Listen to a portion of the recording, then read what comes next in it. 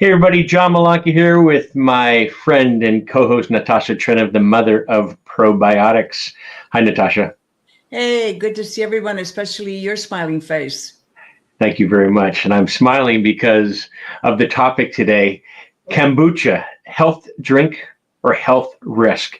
And I used to be a regular kombucha drinker until I met you. So um, share what you share with me. And it's funny because every time that we do speak with guests or friends who have met you, I stopped drinking kombucha because of Natasha, and so I said, "Yeah, she got to you as well." So have at it, Natasha. Please share some of Yeah. this knowledge. Well, first of all, I'm not against anybody having a business or sharing a cultural phenomena, which kombucha is. My problem is that Americans have a tendency to adopt things from different cultures without really understanding how it's used in the culture and why it's used in that way in the culture. So, to make it short, in the 1990s, there's what they call the tea. Kombucha tea was brought over as a medicinal food.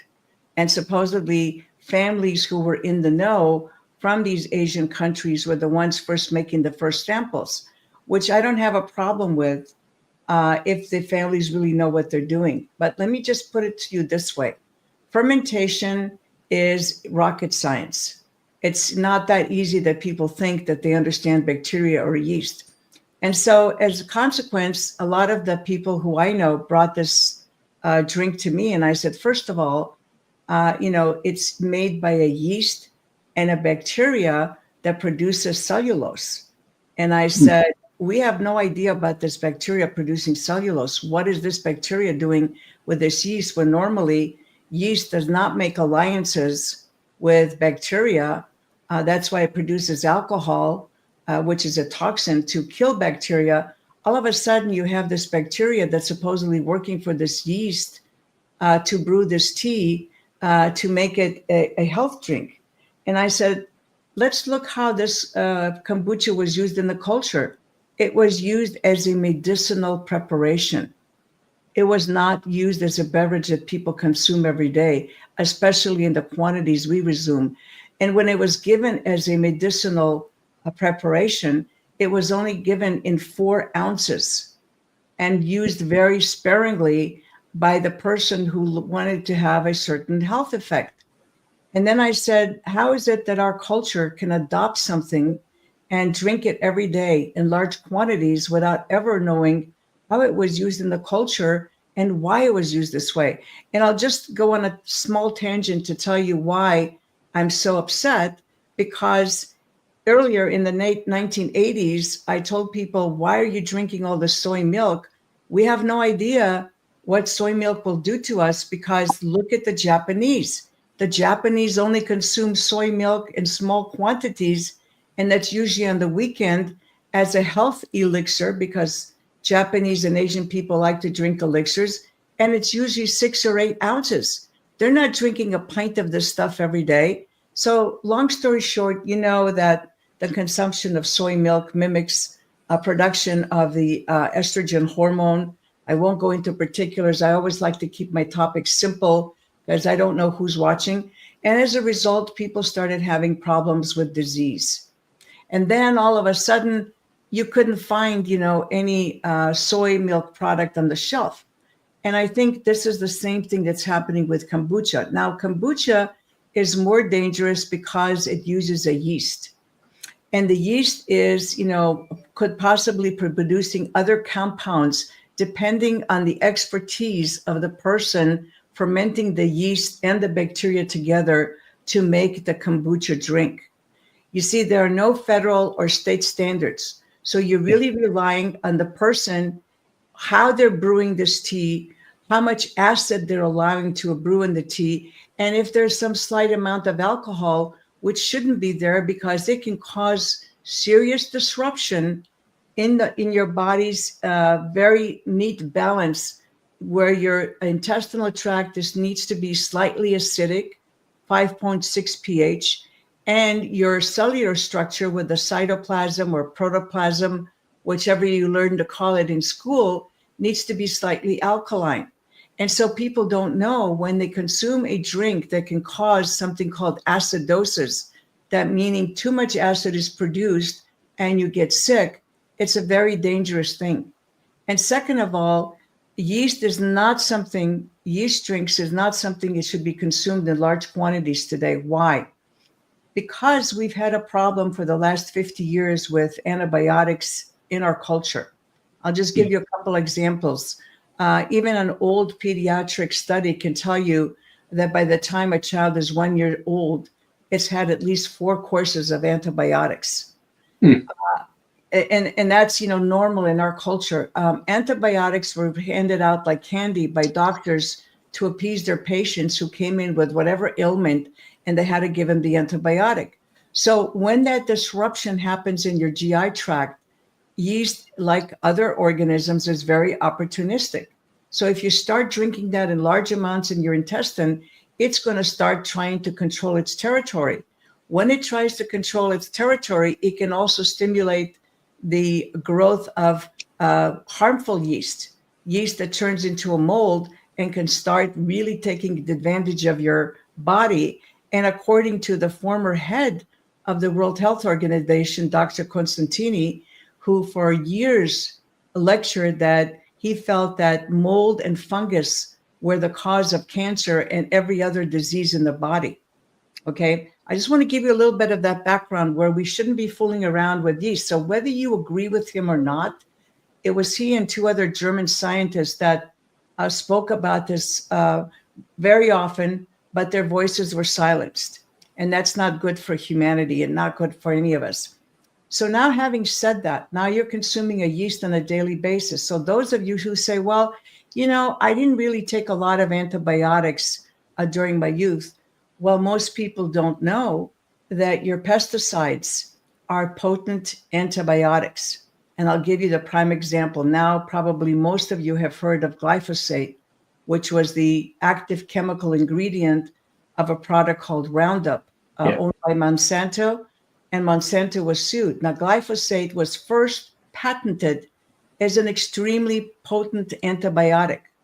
So not only are you getting secondary antibiotics in your food, you now are getting secondary antibiotics, even if you're buying organic vegetables and other food, you're getting it if you're going on a lawn.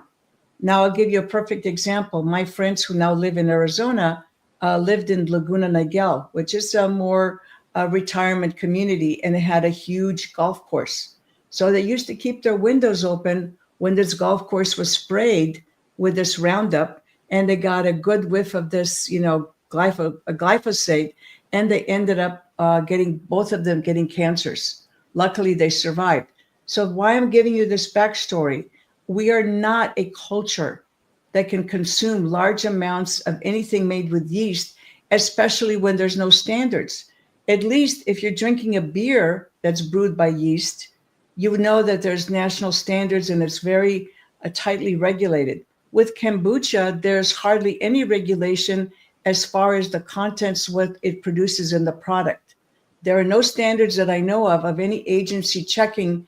They're just going to walk in and see what their fermentation cycle is to see if they have contaminants, but that's about it. So now you have this scenario. You have most of the people in the United States, 80% supposedly chronically ill, now consuming this beverage, which they think is helping their microbiome in large quantities without knowing what that yeast is doing in there, how it's cooperating with the other bacteria, and what it's actually doing to you internally.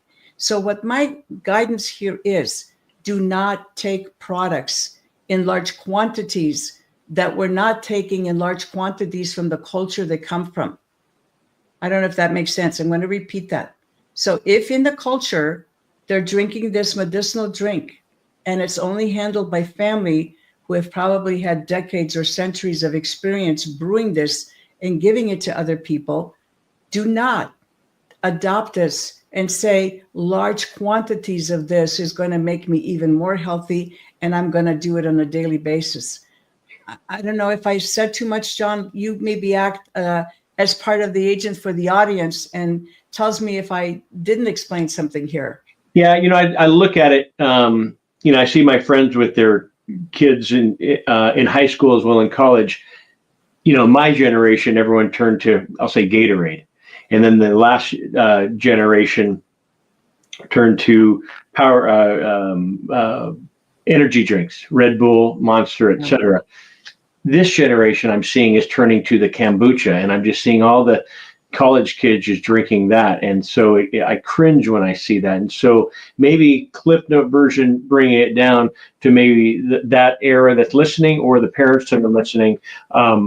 Can you share again? I know we spoke about yeast, the long-term effects. Does it? It also, you mentioned there is kombucha that has higher rates of alcohol content versus not. Yeah. I do know that it raises liver enzymes. Is that on both the regular and decaf, so to speak, type of kombucha, or is it all kombucha? The reason it raises liver enzymes is because when the liver raises its enzymes, it's because it's dealing with toxins, too many toxins. That's what liver enzyme, heightened activity means. So anytime your organs are reacting in a negative way to something you're consuming on a daily basis, watch out. Yeah. Because again, in today's day and age, yeast is not something we should be consuming in large amounts. Even beer. Now, this is what other thing I don't understand. People talk about beer bellies, yet they consume the same yeast that's used to brew beer, to brew kombucha, and you have no idea whether or not there's any alcohol produced, because I'll tell you why. Accidentally, a couple of years ago, Whole Foods recalled a whole lot of one manufactured product of kombucha because they found it to contain 2% alcohol. Yeah. And the acidity was so low that they knew it was going to harm the body. In fact, 2 people died. So this is why I'm telling you, people, if you're compromised, you cannot be drinking something like this. You cannot. And since we have a compromised nation of chronically ill children and chronically ill people, you cannot adopt a medicinal tonic from another culture and make it into a daily preparation or a drink. It just is very foolish and, really testing the fate and hurting your body. Besides water, what would you replace it with? I would only say water. You can use, water, you can develop a taste. Like I know when I drink my bottled water that always comes in glass now, I've become strict since I found out about microplastics. Oh, and by the way, kombucha and plastic, oh my God, don't even go there, because if you're talking about a microplastic problem, see that, expanded exponentially when you put a bioactive product like kombucha in a plastic container. So, yeah, I would say get used to it. I tell people in many of my lectures, it took 2 weeks to change your taste. You can talk yourself into anything. Water is the best thing. I think we were taught to be addicted to sugary drinks with the advent of Coca-Cola and then other sodas. And people started substituting soda for the natural thing, which we call water.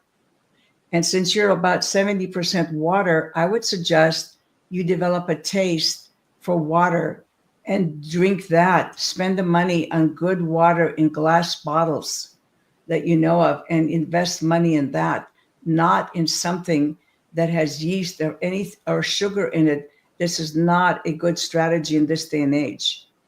Yeah. Well, I thank you, and my gut thanks you. And the yeast contact my body. So, why don't you summarize again for our listeners the top points that you can share before they.